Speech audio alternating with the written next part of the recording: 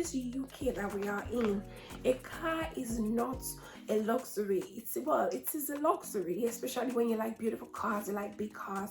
But what I mean to say is, a car is more than a necessity, than a luxury. You know how stressful it is waiting at the bus stop for the bus comes late, or you miss the bus by 2 seconds, you're watching the bus go, it is winter, and you're thinking, can I just not buy a small car for myself, or myself and my husband, or myself and the children, and just still, you know, move ourselves around with, pending the time we can get a bigger car? Yes, you can.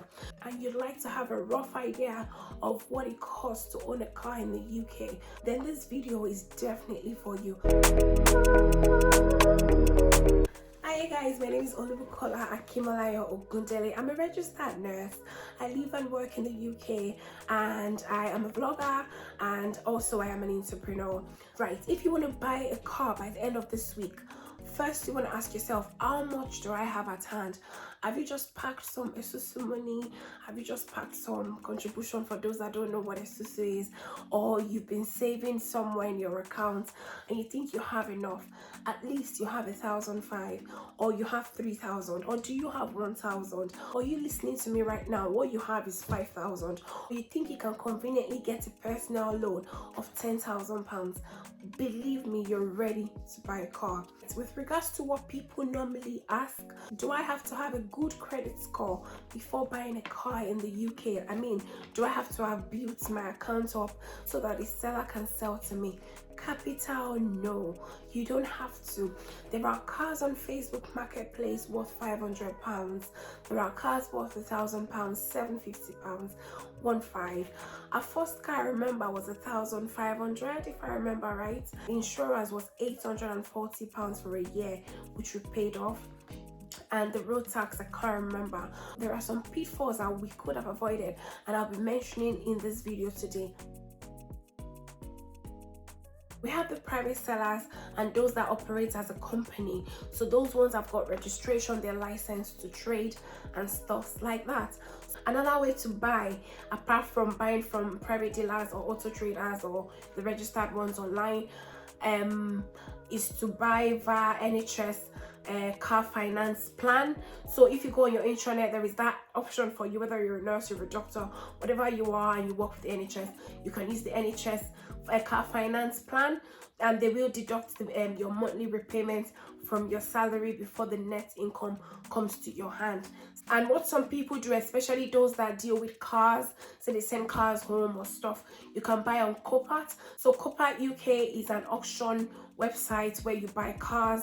You can buy a car, you can send it home via Copat, and you can just read into that. I do not want to digress again into that. It's a whole video, that one. So either ways, whosoever you want to buy with, a private seller, a non-private seller, you want to make sure that you do some things, you do some checks. We've heard of a few people who have been scammed using Facebook Marketplace to get things. So you need to make sure that you're being safe when using, you know, non-authorized dealers, so to say. The first question that I didn't ask myself was, what car can I maintain? What's in terms of maintenance, it's not just about buying the car, it's about the road tax. You pay for road tax, pay for fuel, petrol or diesel. I did not consider which one should I go for. Apart from that, you pay for insurance every month if you've chosen not to pay annum, like to clear it off for the whole year. Also, you would maintain the car, like it's time to do the MOT, it's time for servicing, something is making a sound in the car, which is why, as much as possible, avoid buying a car that is too old. Now, how do you know a car that is too old? You're shopping online. I mean, you could just put it on Google and say you want a new car, or buy a car, or car for sale, whatever your search word would be on Google, and Google will bring 1,001 sellers to you. Auto Trader, Car Wow, so many authorized dealers you'd find online. So you want to go through each and every car, and before you do that, it's best to put your filter in. Now, your filter can include the year of the car. Do you want a more recent, you know, car like 2021, 2020, 2018, 2019? It's up to you. The more recent they are, the more expensive they'll be. But I mean, you can just start from, say, 2015 and see what it brings for you, and then you want to choose whether or not you want petrol or you want diesel. So I didn't know earlier any of these, we just went for a car. So if I was to choose again, I mean, because we like to travel a lot, it's something we just, you know, do for fun. So if I was to choose again, we'll probably choose a diesel car, because they do not consume as much fuel as petrol cars, though petrol cars are more, you know, silent and things like that, but diesel cars are more economical in terms of saving fuel for you. You want to ask yourself, how big or small do you want it? I mean, before then, you want to check what transmission, that's the gearbox. So is it manual or automatic? What color do you want? I am fussy about colors. There are some colors I just can't drive, but then it doesn't matter to some people, to be honest. So you've got to decide, okay, what color do you want? I mean, even with the small one you want to buy, you can choose your own color, but it is not the end of the world. It doesn't count for much for starters. Then you want to consider your family size. If you're a family person and then you're buying a small car, a four-seater or a five-seater, and you know you have 4 children or you have 3 children, then you know it might be a bit too tight. So these are things to consider. Is entirely up to you. So by the time you've then done your filter, you put your filter in, it asks you, is it hatchback, is it saloon? I mean, you can see the images just next to the words, so to show you what saloon looks like and the other ones. And then you click on your preferences, and then you click on go. It brings up the results for you. You see the prices, you know how much you have in your pocket, and you know how long you've stayed here, whether or not you can do finance or you just go for the cash and carry for now. So I have a few people who bought their own car using personal loans. They bought an SUV of £10,000 and they are doing well. It's still serving them, while some bought one worth 1,200, 1,500. Our own car, first car, like I said, was 1,500 if I'm right. And for those of you watching that think they can use finance to buy their car, you can buy it using hire purchase or the PCP plan, or you can use the personal loan like I said earlier. So if you want me to do a video, like a video explaining what the hire purchase or the PCP one means, because that's another thing we don't want to digress into, it's going to take a while, but it's worth knowing, especially if you're somebody that loves cars, that don't mind changing your car say every year or every 2 years or every 3 years max. You probably want to go for the PCP plan. But I won't digress because of our time quickly.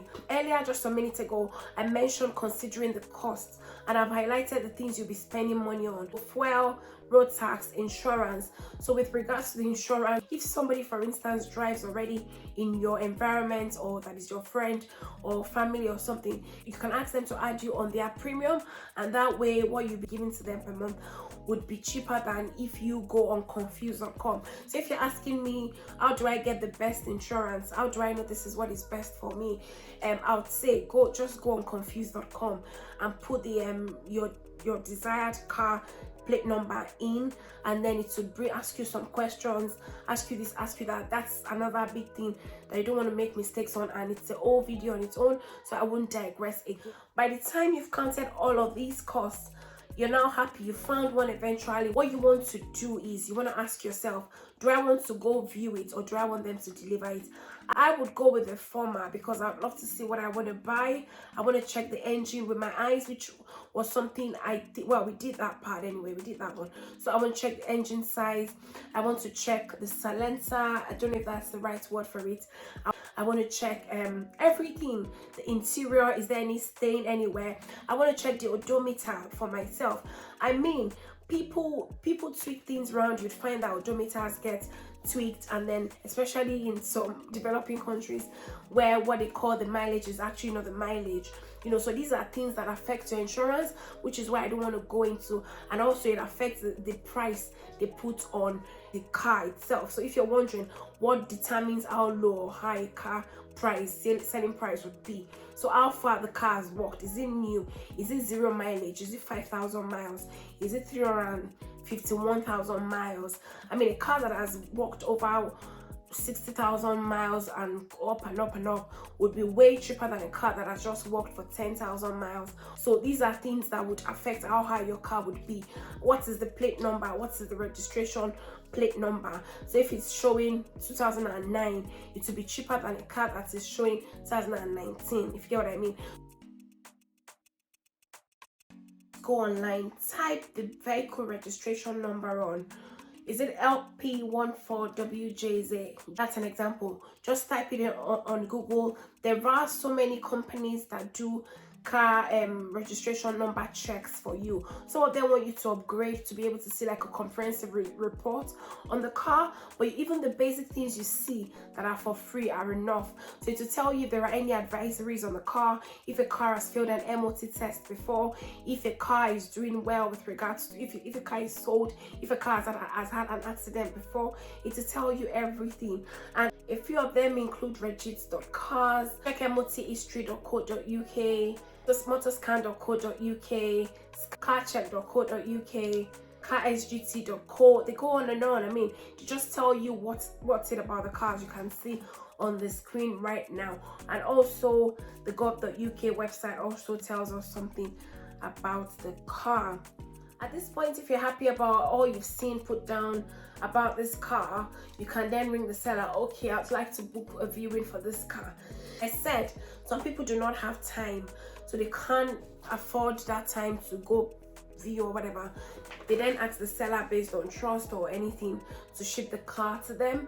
So these are things that I personally wouldn't do because it's a bit risky. I probably want to see it myself, but I mean, we what we like or what we can conveniently do, of course, differs, so we have to respect that, of course.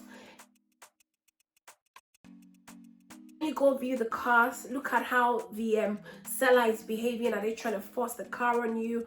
Are they overly patronizing you? Are they pushing you, quote and unquote? Not push like physically, but get what I mean. So are they letting you test drive the car? At least they should sit next to you. If you can't drive yet, get somebody to drive next to you and then test drive the car. Are they letting you view the car, spending your time viewing the car? I mean, you've got to put into consideration things like this. How many keys does the car have? When would the V5, there's something they call V5 vehicle registration card or note or something. They transfer the V5 from whoever the owner, whoever the previous owner was, they transfer it to your own name and stuff. So these are things that you will do before you then sign to say yes, you're happy to go with this car. And it's as simple as that. I remember when we bought our own first car, we went even ready. We had the money, but we didn't know how to start. I mean, you may be thinking, why is she doing the video? Everybody knows how to buy a car. I would be lying to you to say I knew where to start. I did not. And that's the thing, I wouldn't lie about what I don't know. There's no pride in that. So I did not know where to start. And then we had a family friend come around to just see us, and we're talking about cars, and they just mentioned it randomly. Like, I don't know what we said up until that point, and then they mentioned it, and then they talked about how easy it is.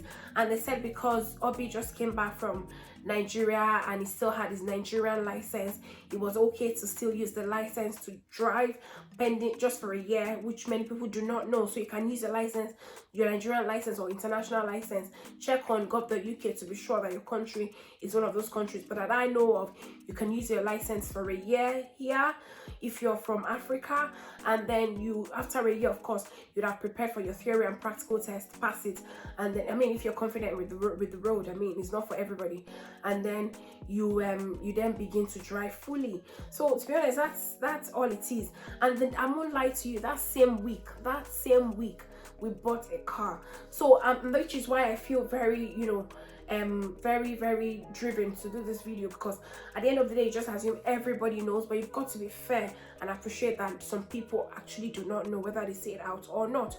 So that being said, and apart from the mistakes that we made that I've mentioned in between this video, another mistake we made was we didn't know about mileage. So we just bought a car, the mileage was quite high, and it was the car was old as well. The exterior looked very, very clean. It was a black Audi saloon car. The what's it called, mileage, like that walked, it was as in don't work car way. So but we didn't consider that. We just thought it was cheap to get the job done before we then sold it after some months, must have been 6 months plus later. So that's how everything went down, and I think I've covered every point. But if you think I've missed out a point and it's a question on your heart Like I say, do not think about what anyone says. At the end of the day, we're all different. So if you've got a question for me, please put your question in the comment section. If you want to add something that I have forgotten to add, please add it in the comment section for someone to benefit from it. If you have anything, just put it down for me to learn from you and for others to learn from you as well. And I hope you've got value for your time. Please stay tuned on this channel. Are you new to my channel? Thank you so much for watching till the end. Are you an existing subscriber? Thank you so much as well. And until we see again, please like this video, share my video, press the notification button. That way you don't miss any of my videos. My next video will blow your mind. I promise you. Do not miss it. Till we see again. Take care. Bye.